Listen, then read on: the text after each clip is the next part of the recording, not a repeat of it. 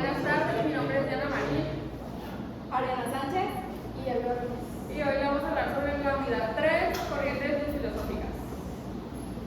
El derecho natural. Al derecho positivo se le suele contraponer el llamado derecho natural, sobre el orden jurídico positivo vigente o no vigente.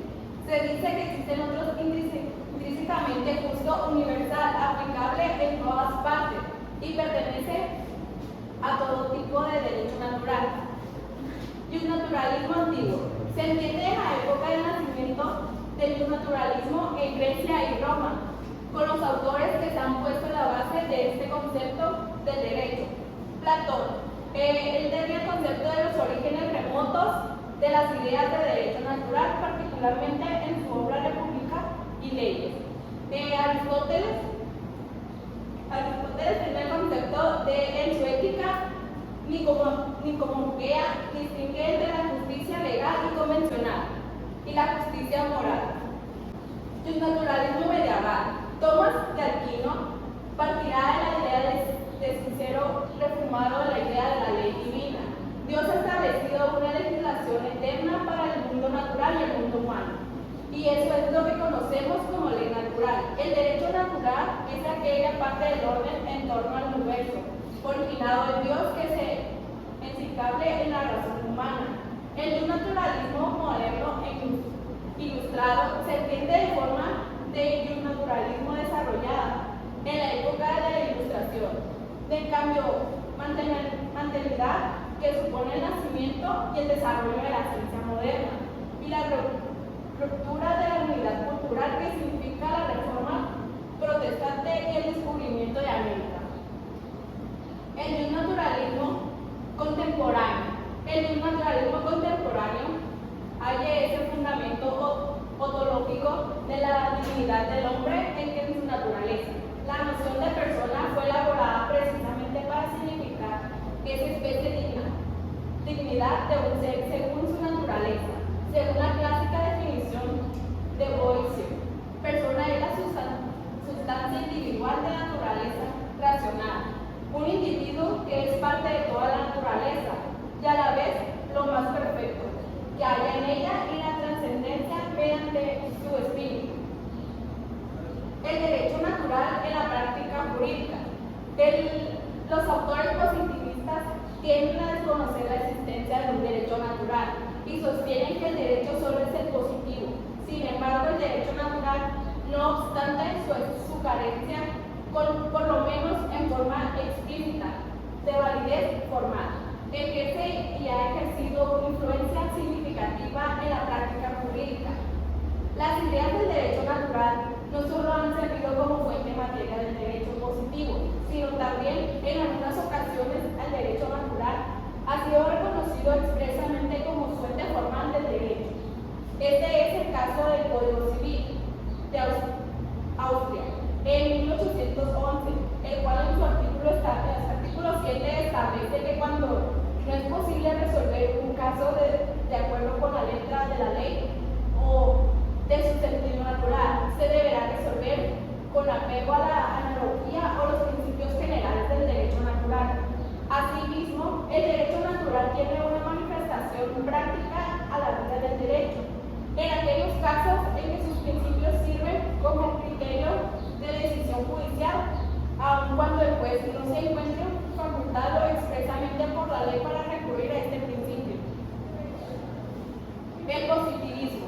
El positivismo es una filosofía cuando el principio fundamental es la cosa en sí. Es una concepción moderna del mundo. Para esta posición a realidad de los fenómenos existen las cosas, la realidad que es único, objeto de conocimiento, donde se encuentra el origen y validez, que constituye el criterio de verdad del conocimiento. El concepto de positivismo. Frente a las teorías del derecho natural, el positivismo opuso la pretensión de un todo conocimiento humano. Debería ser resultado de la aplicación de métodos empíricos y que se deberían liberar de cualquier interpretación de tipos metafísicos. En todo caso, la ciencia debe partir de hechos empíricos susceptibles de ser captados mediante los sentidos. Positivismo y derecho.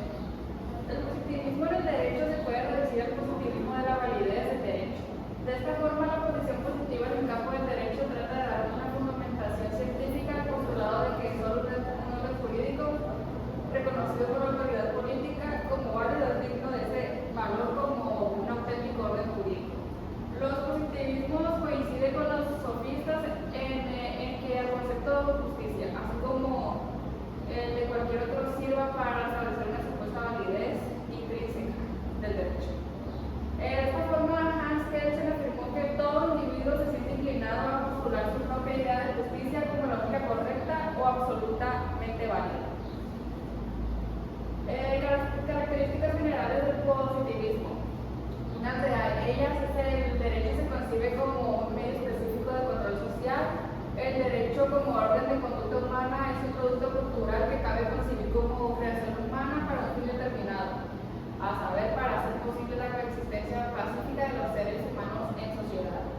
Como creación humana, el derecho directivo pues establece lo que se debe realizar para alcanzar legítimamente un fin determinado. Otra es que constituye una concepción particularista en cuanto que contempla características propias de los sistemas jurídicos particulares. Considera que los contenidos del derecho son evolutivos y cambiantes de acuerdo con las específicas relaciones sociopolíticas de cada sociedad determinada. En última instancia, la validez de las normas se funda en el poder político y no en su racionalidad o en su compatibilidad en el plan de la naturaleza. Principales escuelas del positivismo. Está la de los glosadores. La escuela de los glosadores comienza con una recuperación del digreso de Justiniano, la selección de las obras de los juristas clásicos romanos. Polimerio, filósofo de la Universidad de Pisa. La gran compilación justiniana, el Corpus Juris Civil, constituye una obra poco sistemática que debe organizarse y ordenar a fin de encontrarse un sentido congruente, unitario, situación que era condición necesaria a su aplicación práctica. Los posglosadores. La escuela de los posglosadores, a diferencia de los antecesores, orientó su actividad a las necesidades prácticas del derecho de la época, por lo cual se mantuvo en contacto con las nuevas tendencias jurídicas derivadas de las necesidades de su sociedad, a las que debieron adaptar el derecho romano. La escuela exegética, las transformaciones políticas surgidas en Francia después de la Revolución de 1989 dieron lugar a un movimiento codificador que pretendió romper con la tradición jurídica propia del sistema monárquico y crear una nueva, con fundamento ideológico liberal. Era necesario que las nuevas instituciones jurídicas se racionalizaran al extremo y se expusieran sistemáticamente en diversos documentos escritos, ya que no tenían arraigo social incontestable. Savigny y la escuela histórica. La escuela histórica nació en Alemania durante la primera del siglo XXI, habiendo recibido el programa del prestigiado jurista Savigny y una gran influencia de los destacados pensadores ingleses y franceses del siglo XVIII, como Montesquieu, Voltaire, Hume, Burke, etc., así como de la filosofía clásica alemana, principalmente de Schelling. Escuela de la jurisprudencia de los conceptos. Esta escuela sigue a los adversarios de la escuela histórica al considerar que la ciencia del derecho debe ser no solo analítica, sino también deductiva, buscando lograr tal fin exclusivamente mediante la construcción de conceptos.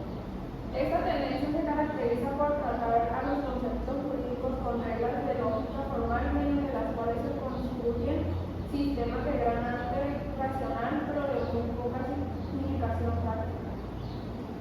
El realismo jurídico. El realismo jurídico es una doctrina filosófica que identifica al derecho con la eficacia normativa, con la fuerza estatal o con la probabilidad asociada a las decisiones judiciales. Para los realistas jurídicos, el derecho no está formado por enunciados con contenido ideal acerca de lo que es obligatorio, sino para las reglas realmente observadas por la sociedad o impuestas por la autoridad estatal. El realismo jurídico deja de lado toda celestialidad, dogmático, esencialista en cara a las normas jurídicas tal como son, es decir, reconociendo sus interdeterminaciones lingüísticas y toma decisivamente en cuenta los resultados efectivos que cada norma tiene o no en la realidad social.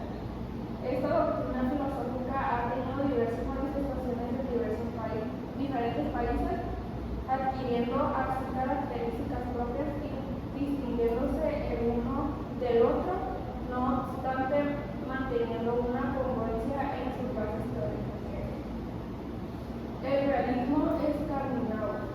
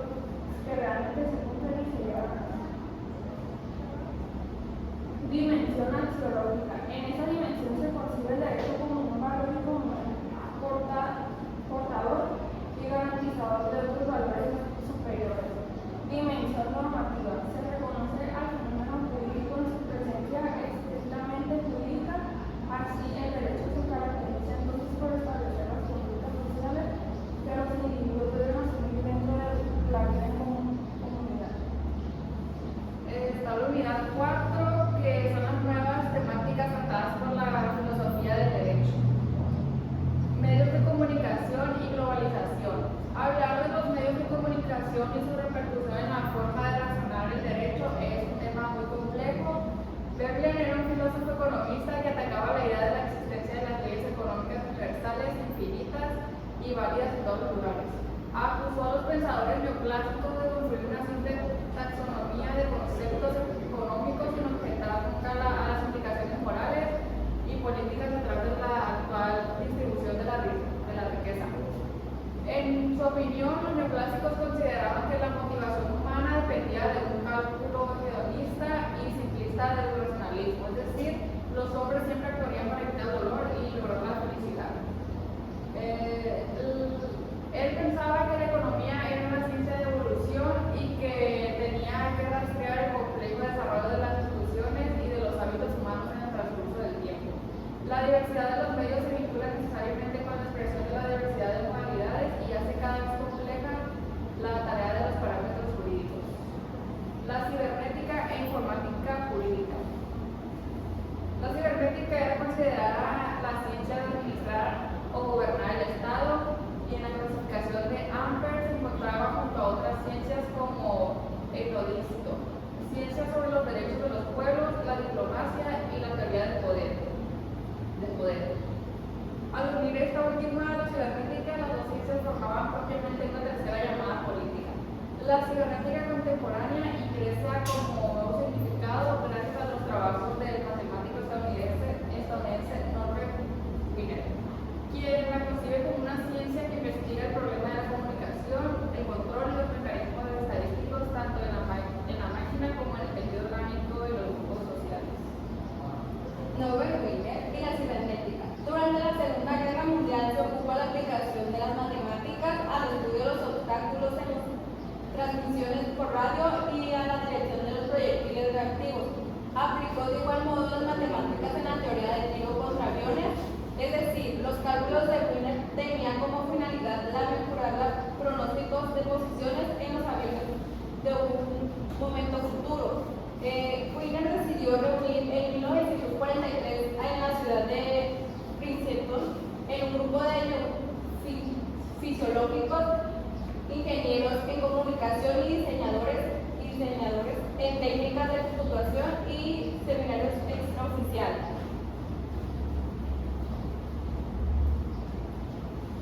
Esta reunión fue la cuna donde nació la nueva ciencia, a la cibernética. En la teoría de la comunicación, el control de las máquinas y los organismos vivientes.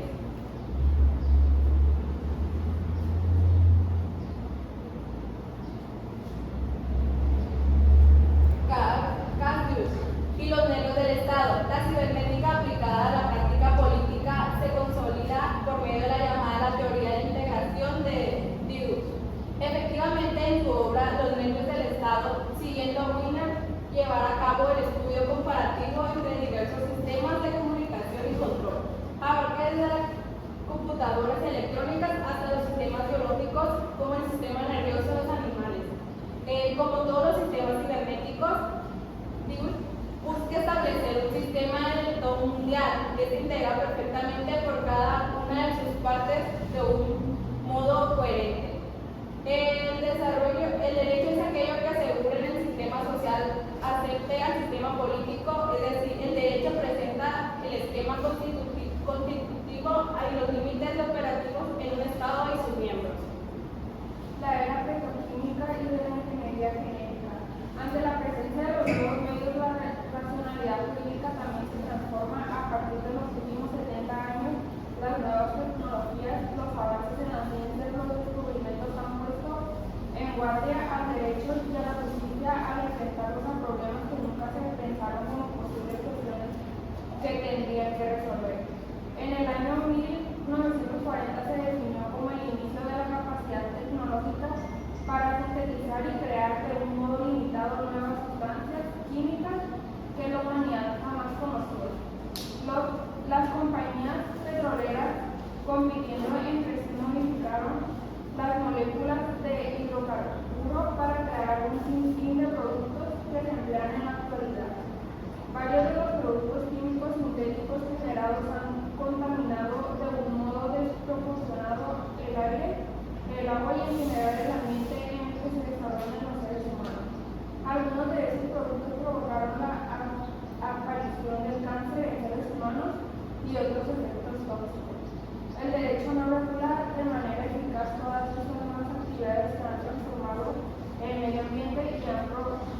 sufrido cambios en